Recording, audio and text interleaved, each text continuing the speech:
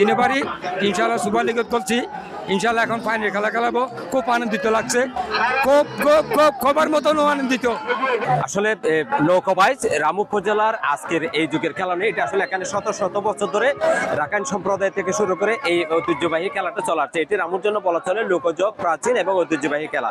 তো এই খেলাটি আসলে রামুতে কেন্দ্রীয়ভাবে আয়োজন করা হতো বছরের পর বছর, কিন্তু সাম্প্রতিক অনেক বছরগুলোতে এই আয়োজনটা ছিল না, যে কারণে রামুর অফিসেশ্বর গ্রাম থেকেই মূলত নৌকাবাইজের ক্রীড়া সংগঠক ছিল বেশি। তো সেই কারণে অফিসেশ্বরবাসী, অফিসেশ্বরে যারা নৌকাবাইজের যারা ক্রীড়া সংগঠক রয়েছিল, তারা ঐক্যবদ্ধ হয়ে বিগত 3 বছর ধরে ধারাবাহিকভাবে তারা এই শুধু গ্রামবাসীকে নিয়ে আয়োজনটা করেছে।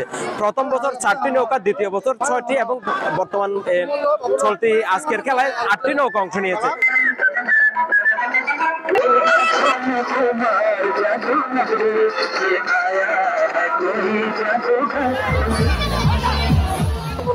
চট্টগ্রাম, ফেনী, ঢাকা থেকে বিভিন্ন পর্যটক আমাদের আনন্দ ভাগাভাগি করার জন্য আজকের আন্তঃনৌকা বাইচ প্রতিযোগিতা উপভোগ করার জন্য আসছে।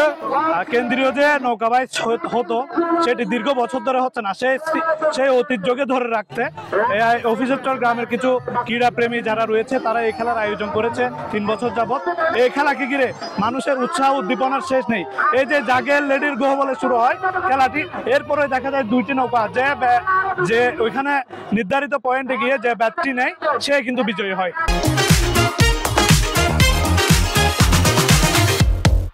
5-7 বছর ছিল আমরা তখন থেকে নৌকা দেখে আসতেছি, এবং আমরা আসলে বুঝি যে নৌকা খেলার মজাটা কি। আসলে তো নতুন প্রজন্মকে আমরা যাতে নৌকাবাইজ প্রতিযোগিতা কি আসলে কি কত মজার বিষয় এবং ওই খেলাটা কি আসলে কিভাবে খেলা না খেলা এটা জানার জন্য প্রতি বছর আমরা নতুনদের অনুপ্রেরণার জন্য আমরা কি প্রতি বছর নৌকাটা আয়োজন করে থাকি। আজকে খেলাটা আয়োজন করেছি 8টা দল নিয়ে। 8 দলে হচ্ছে আমাদের একই এলাকার, একই মহল্লার, একই পাড়ার। এখানে বাইরের কোনো দল আমরা আসলে নিতে পারি না, যেহেতু আমাদের এলাকা ভিত্তিক একটা খেলা।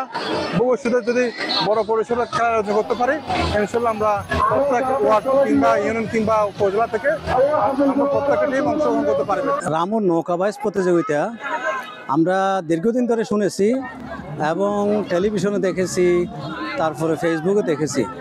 তো চিন্তা করলাম এবছর একটু বাস্তবে দেখব। বাস্তবে দেখার জন্য কক্সবাজার থেকে ছুটে আসলাম। দেখি যে হাজার হাজার মানুষ এখানে দেখার জন্য ভিড় জমিয়েছে। আমারও দেখে খুবই আনন্দ লাগতেছে, মানুষের কত আনন্দ।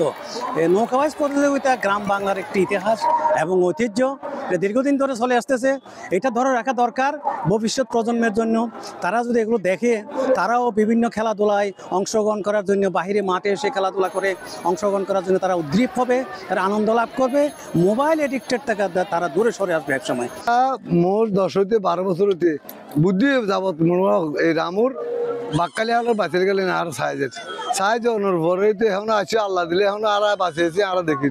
আমাদের ঐতিহ্যবাহী রামু নৌকাবাজ প্রতিযোগিতা আজকে অনেক দিন আমাদের দরগায় হয়তো এই নৌকাবাজ প্রতিযোগিতা খেলা, আজকে রামুতে আসছি প্রথমে, আর তো কোনোদিন আসা হয় নাই।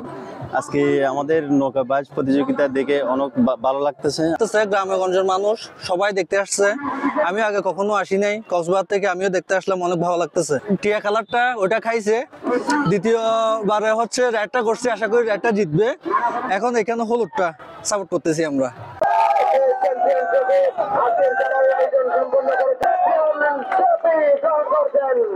যারা অনেকেই আজকের আয়োজনে সবকিছু বিশেষ করে ছাত্র দল